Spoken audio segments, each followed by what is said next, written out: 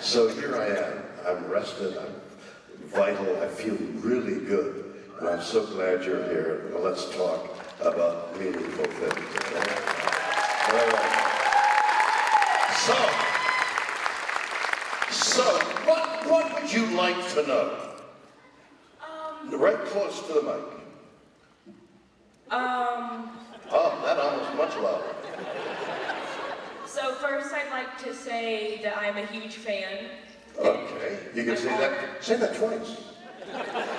And my question would be, so since you were in more of like the original series of Star Trek, how do you like how things have gone so far with the new movies? Well, what an interesting question. Were I to say anything negative,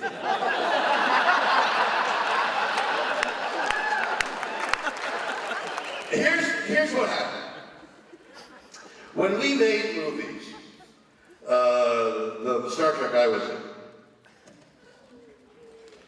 far upstairs. Now we can get intimate. No, not that intimate, but intimate.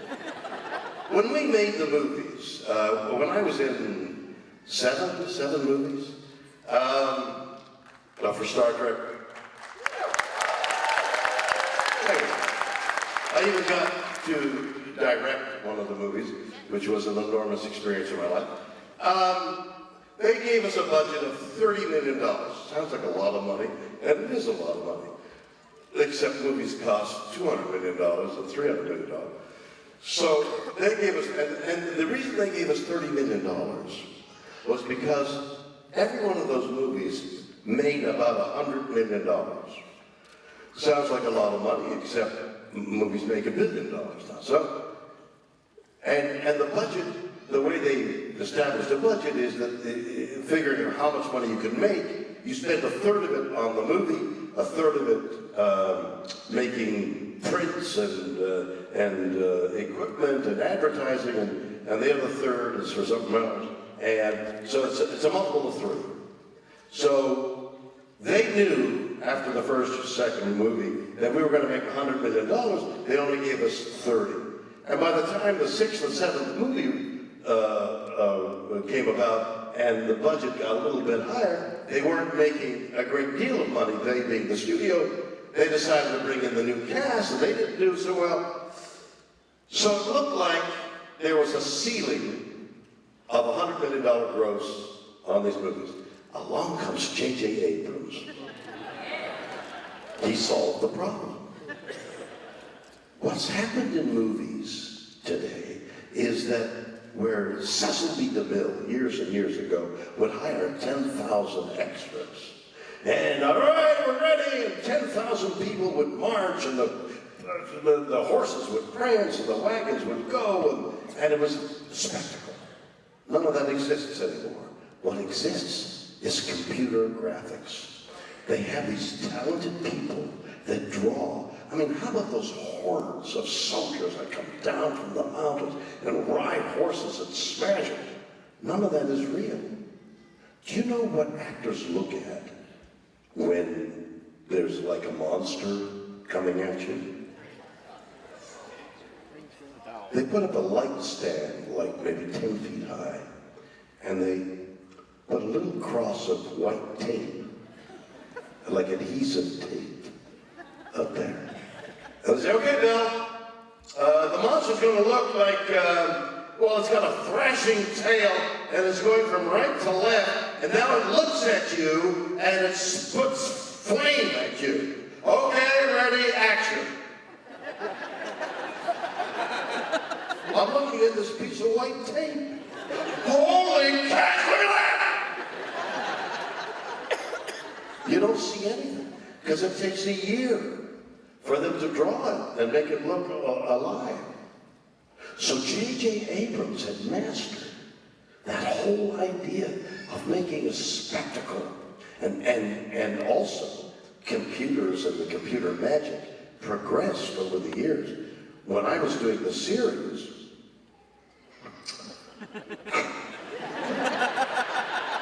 somebody would have a spaceship and go,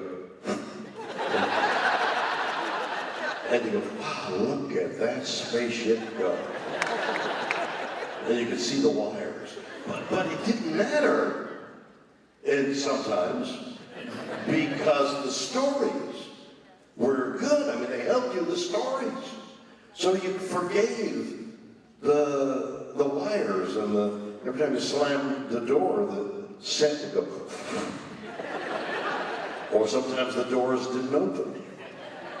You know, when the doors would open, because there was a guy behind the set. And you rehearsed it. All right, you guys, all right, Zulu, you have a call. And I'd walk off, and the doors would open. That got boring for the guy behind the door. So, a little drink now and then, just to soothe his nerves. And then as his nerves got soothed, he fell asleep. And I'd say, all right, Zulu, you've got the call. And I'd walk up, boom! I'd smash into the door. You could do that once or twice in a day. Then you get shot. You get like an animal. If you beat a horse or beat a dog, they get, what are you going to do me? So I got to where I got to the doors. I'd go up to the doors and I'd wait.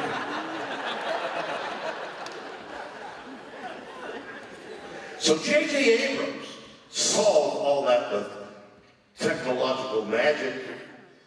Stories are good. The actors are wonderful. Actors are wonderful. I want that tweeted out.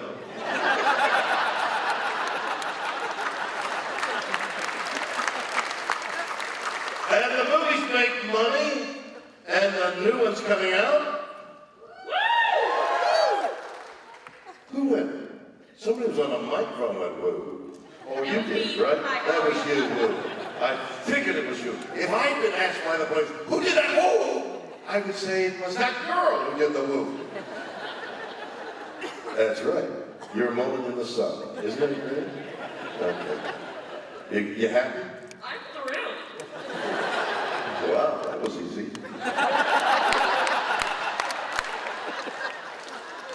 All right. What's your question?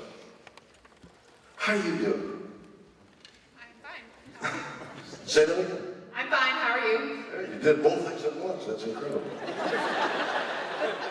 What about you? Hello? Hello? Welcome to Orlando. What? You know what would be easier instead of like bending over or lowering your thing? Raise the bloody mic. There you go. Now, see? It's It called would be easier if I just came up there with you. technological. What? It would be easier if I just came up there with you. You want to come up here with me? No. It's a trap. It's a trap. Are you kidding? I was in Australia doing a one-man show in Australia, and somebody who was far less intelligent than you was screaming in the air, let's go to the Sing America. What? Just be quiet. Sing America, I want to come up there. No, don't. You can't come up. He walks up the aisle. And I'm like, I've got a chair here. So I said, no, all right, that's far enough. Yeah, I can't get up on stage. Don't get up on stage. You know, police have a commanding presence. That's their job. Attention! You know, and you go, yes, sir. And then they're in command. So I played a captain. You can't come up on stage. I'm coming up. Oh, Jesus, here he comes. And he gets up on stage. He's 6'6". And I said, sit down. I thought if I get him down there, at least I could look him in the eye. He sits down. I got him down. So I put my thumb right on it's like the spot pinch, but I know the spot pinch doesn't work, okay? But studied a little bit of karate, and I know there's some pressure points. So I had my hand like friendly on his shoulder, and I had my nail dug into his neck. And there was no security around. And finally he left, but it was frightening, I gotta tell you. So that's why you can't come up on stage. What's your question?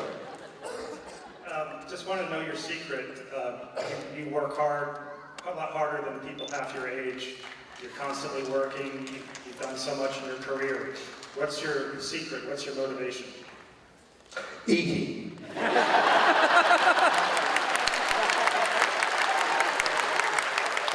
that roof over the head, really fun when it rains.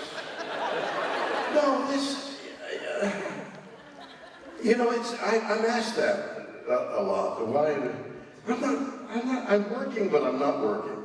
I mean, I don't get retirement. How sad it must be for a guy to work 50 years in a company. And they say, all right, George, you've got to leave now. Really? Oh, I'm leaving, and we're giving you a watch. Oh, thank you. And he leaves, he's retired from work he never wanted to be in the first place. And he sits on his rocking chair, I'm free at last. And then he dies of a heart attack. What if he wanted to retire at 49 years instead of 50? I don't get it. I think you gotta sacrifice the ability to make money to do something you like. Otherwise you've wasted your life. You've gotta have passion for the things you do. I got grandkids and I'm talking all the time. Passion, you have to have passion. My one-man show that I did on Broadway several years ago when I toured the United States, I appeared in Orlando in it. It's a show about passion. You have to feel about life. You got to think every moment. I mean, the spaghetti I had at that restaurant was so much better than Ventura Boulevard. Days later, I'm still glorying in the al dente spaghetti that I had. Passion, you gotta have passion. So I'm passionate, I love doing this. I love making you laugh and entertaining you. And out of all this came this one-man show in which for 2 hours I'm alone on stage. And I'm doing this. And I'm making you laugh and cry. And maybe a word from all these years that might have some application. And I'm enjoying it. I'm not crazy about these beds that sank. The more expensive the hotel, the grander the hotel, the softer the bed. And everybody I have talked to who has toured has said the same thing. Doing the show is the least of the work. It's getting to the venue, and then it's dealing with those bloody hotel beds that sag, and they think they're doing you a favor. Soft bed, and you're lumped up there. Meanwhile, you've sat for hours in an airplane, and your spine is crushed anyway. No, give me a Motel 6 bed anytime.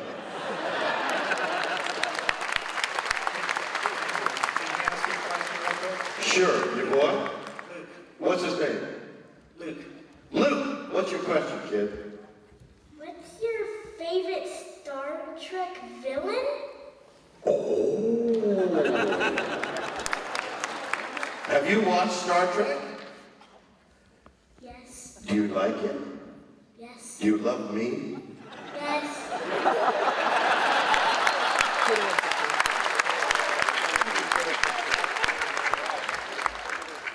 Luke, I knew a man when I was a young actor.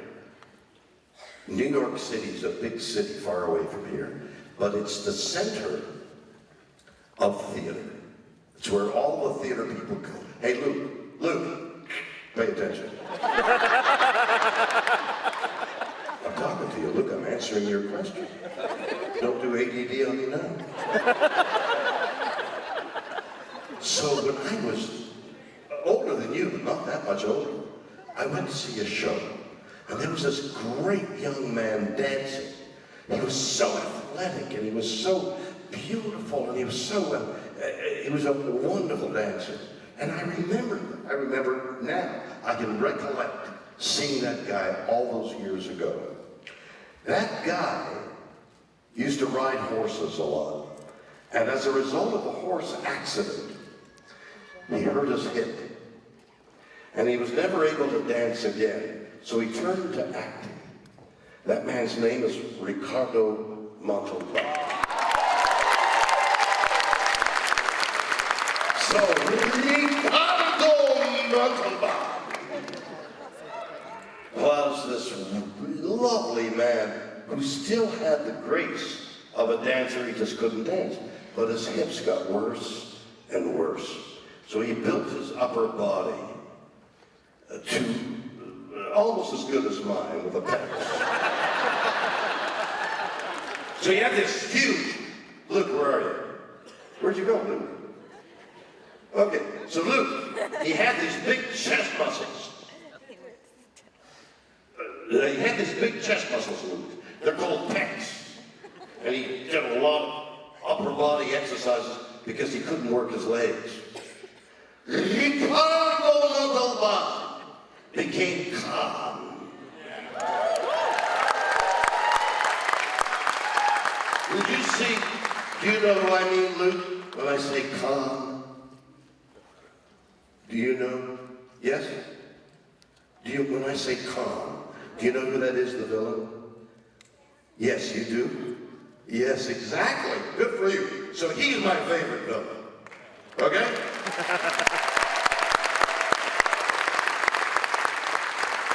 Dude, every time I look up there, I think, who's that? I can't stand it. Yes, sir. Hello, Mr. Shatner. Hello there. How are you? I feel so good. All right, so I have a question about, so you were on the world's most legendary Twilight Zone episode of all time. We're all Trekkies here, but I'm also a huge fan of Rod Serling's work on the Twilight Zone. So in the episode, I just want to know, you've taken lots of planes in your life. Do you ever look out the window to see if that creature's there? See, you think you're kidding.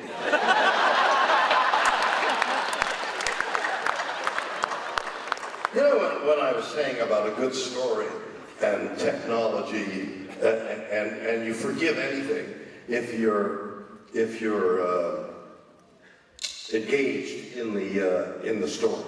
So there's this half-hour show about flying on an airplane, and I look out the window,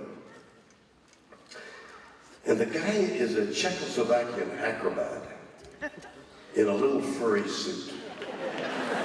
And he's standing on the wing of a 500-mile-per-hour jet airplane. Come on.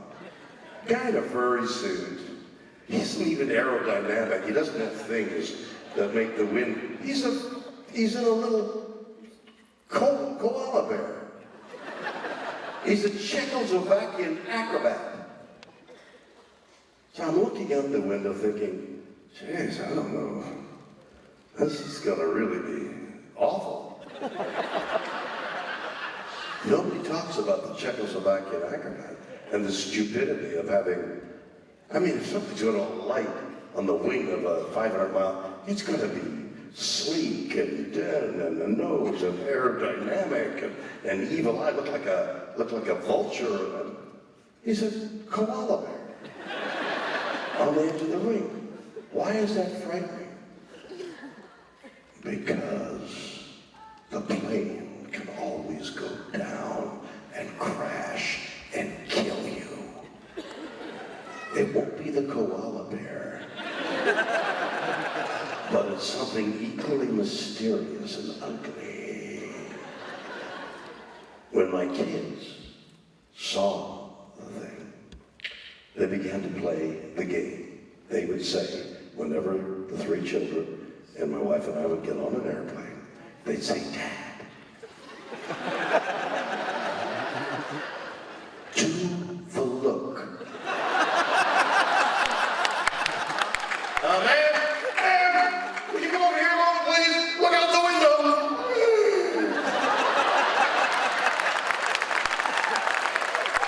Thank you, Mr. Shatner.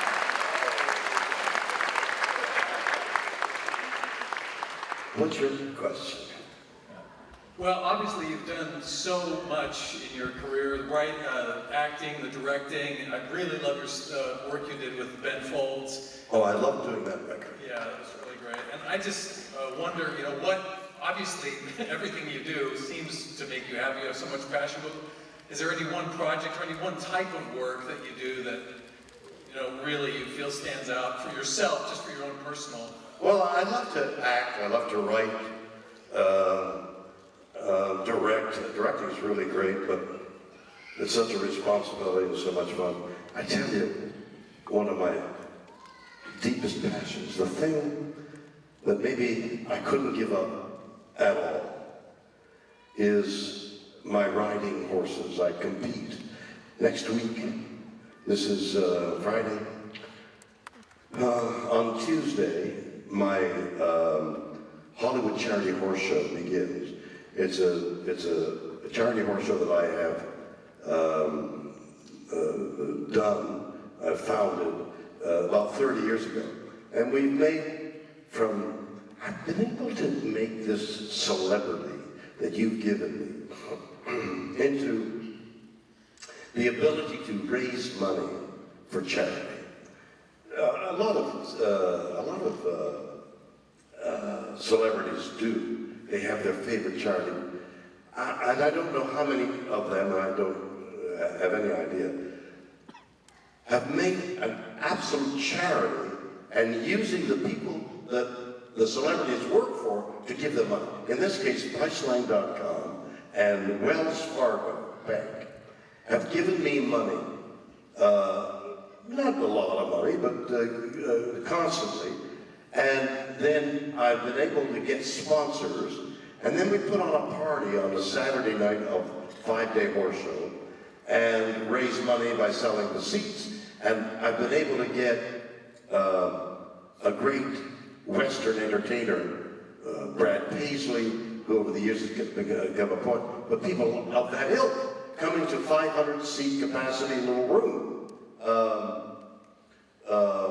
Sean McCoy is going to be our guest next Saturday. So I'll be riding competitively in that show. It's a reiners. I don't know whether you know what reining is. One person knows what reining is. And obviously the horse fell on you, I guess. Well, reiners.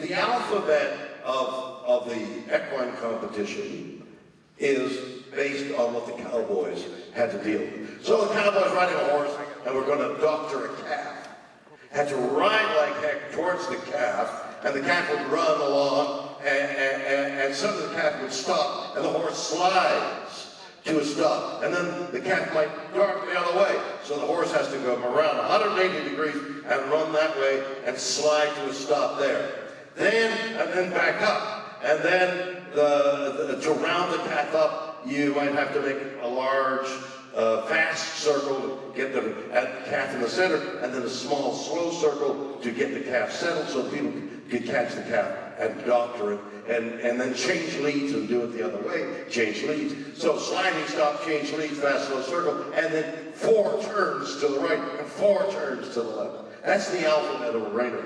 So it's very athletic. It takes a long time to do, and the moment you make the slightest mistake, you can't win.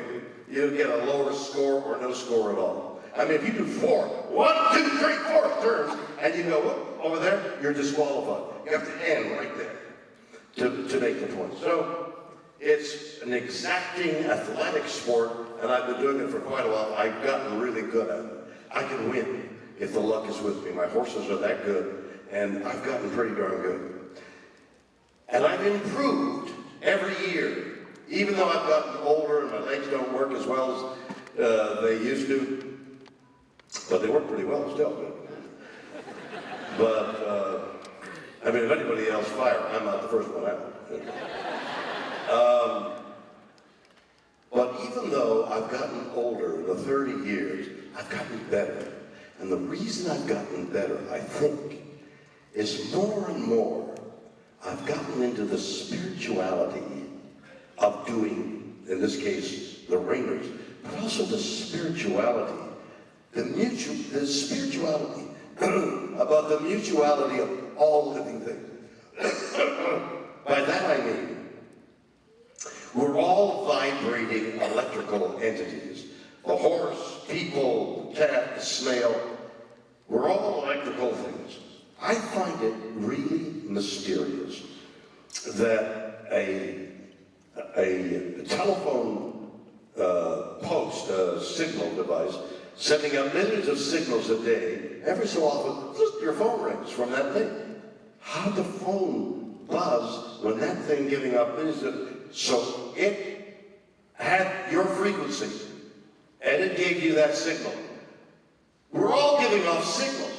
The universe is giving off signals, and every so often, it rings our number. And we think it's like an accident. Oh my God, I met that and did that and got that.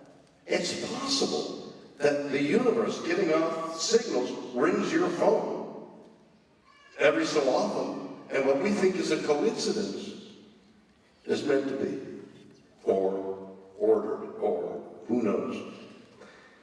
So in dealing with a horse and getting into the horse's head and speaking to the horse with your mental, with you're feeling the horse, you're vocalizing, you're using your hands, using your legs to communicate, but you're also communicating on a spiritual level because the horse is a prey animal and isn't allowed by nature to think of the past, what happened yesterday, when I almost tripped, or what am I going to do tomorrow. It's right in the present, because if it loses the presence, it could be a fodder for a prey animal. So a horse, like every other prey animal, is always in the moment.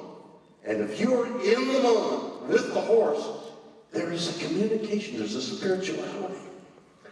That's why I think I've gotten to be better every year, because I've increased that knowledge. It also makes me think about, I did an interview show called Raw Nerve, and I put the chairs, instead of a desk and a thing, I had a seat, about 18 inches away. I was looking at the person.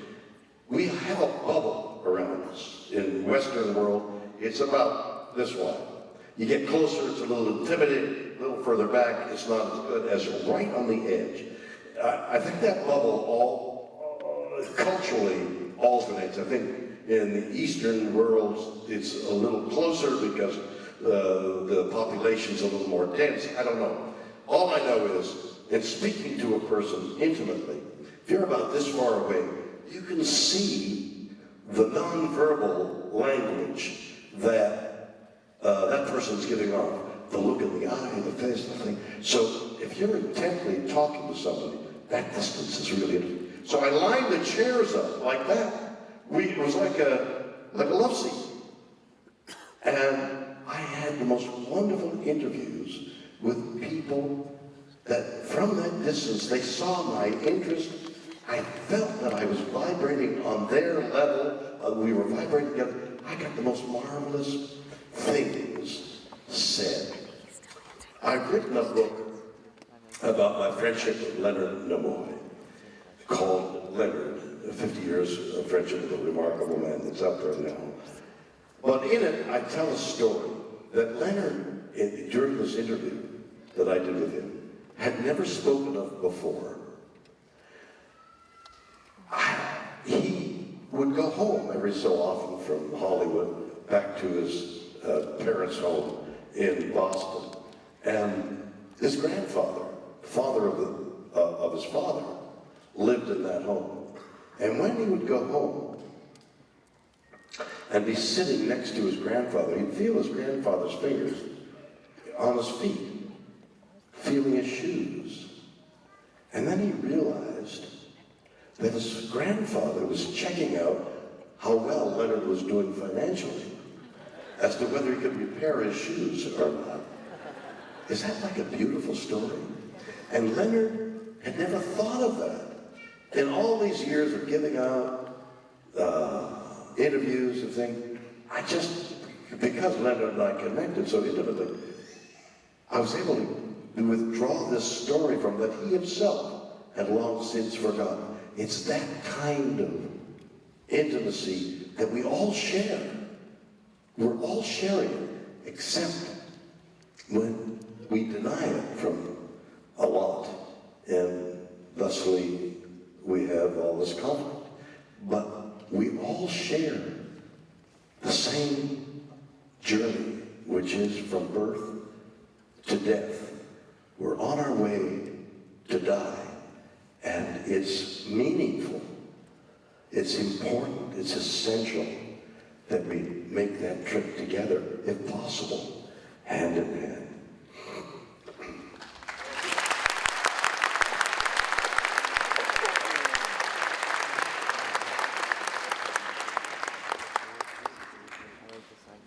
Hello. Hello. I'm right with you with this vibration frequency thing. It's wonderful. 105.7, I think. I'm going to switch fantasy worlds just for a second because this is an insight to people. If you lived in the Harry Potter world and you were in Hogwarts School of Witchcraft and Wizardry and you were put underneath the sorting hat. Put underneath the what? The sorting hat. The little big, hat. Oh, okay. The magic hat, right? The sorting hat, yeah. What house would it put you in and why? What house? Yes. Gee, I don't know enough about it. What do you mean, what house? Oh no! Slytherin, Ravenclaw. Hold on a second. What does she mean? What? But is it a special house? Okay, I'll change my question. I think you're a Gryffindor, by the way. Wait a minute. I'm going to get interpreted here. What? Gryffindor. Gryffindor. Well, Yeah. He's a Gryffindor. yeah, see, only these people clapped. Everybody else was silent. They're Slytherin. Because they didn't know what the hell I'm talking about. Anyway, I love you, by the way. You're awesome. Thank you. Is that you? What is the inner meaning of that question? Because each house has an inside view of a person. Of And what? I wondered what you felt about yourself. Each house has an inside view of themselves? Yes. Each Ah.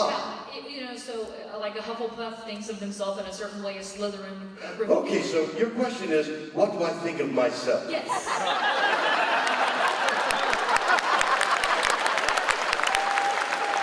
Maybe that's the wrong question, but anyway. No, you know, I've wrestled all my life with feeling inadequate. I don't feel adequate to any of the things I've done. I wrote a song for Has Been. Somebody asked me about that album, about success. When do you know when you're successful? And I think you never know. For me, you're never, if you think you're successful, you're no longer successful. So you talked about retirement and all. I haven't done it yet. I'm still striving to be successful. So I wrestle with a feeling of inadequacy all the time. It's not good enough. It's not decent. It's not, what did I do? All the time I'm pursued by that. And I try to be better and better, both as an artist and as a person. And I'm always failing. Just don't quite grasp it. And I guess that's the way I'll go. I didn't die well enough, darn it. So, you're welcome. What hat is that, by the way? We don't know. A yarmulke, I guess. Yes. Hello. Hello. Over all the decades you worked on Star Trek, what were the most and least comfortable outfits you had to wear? Before or after lunch? those costumes. I tell you, they would ride up, and I noticed that even Patrick, in his slim build, would he'd get up out of the chair and You do. Yeah. So it wouldn't wrinkle up on the stomach.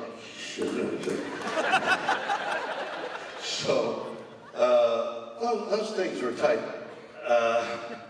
And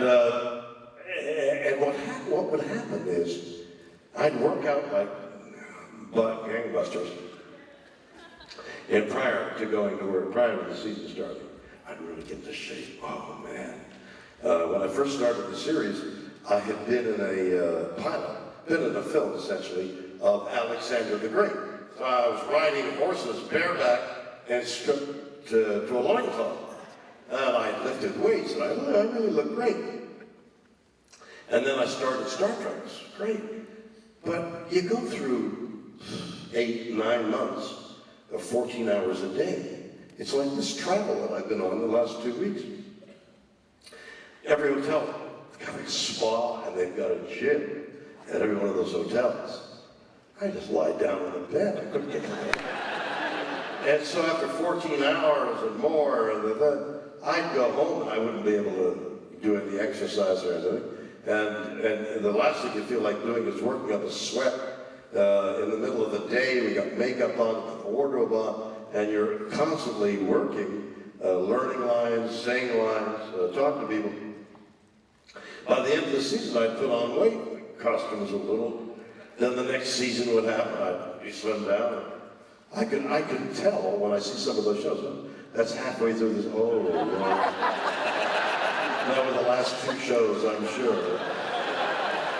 So the costumes, if I could do what all those guys do with their biceps and their pecs and their things. They work out 2-3 hours a day. So I ride a lot of horses. You should see my thighs. Not tonight, man. What's your question, my dude? Hey, Will. I want to know if you watch Star Wars, what? Wait a minute. If I watch what? Yeah, speak right close to the microphone. If you watch Star Wars, what is your favorite episode out of all of them? I have watched a little of Star Wars. And what's your question? What's the favorite movie of Star Wars? Your favorite episode.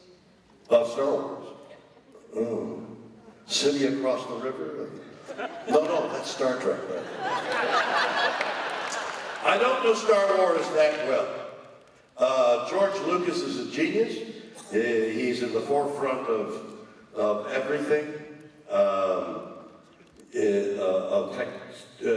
technology, in the forefront of telling those stories. But he was preceded by Star Trek, and he himself says how influenced he was by Star Trek. But Star Trek owes Star Wars a debt, in that after 3 years of the series I was in, and we were canceled, that was the end of it. And then Star Wars came along, and it made this big splash. So Paramount executives said, well, what have we got that we can match Universal? And somebody said, well, we got the Star Trek that was on. Well, let's do Star Trek. So then we did Star Trek, the movie. And the movie, directed by Robert Wise, who was a really incredible director and editor, didn't do so well for a number of reasons. One is we were rushed and we couldn't get a final edit in and all that. But then the owner, the guy who really essentially owned Paramount Studios, his wife loved Star Trek. And she said to her husband, do it, you gotta do another one. So this time we did it on a sort of TV budget. But Star Wars was the impetus to starting up the franchise of Star Trek for the years to come. Ladies and gentlemen, I will be signing, and I've got a photograph thing down there below. If you wish to come, I'd be delighted to see you. What a pleasure it's been in front of you.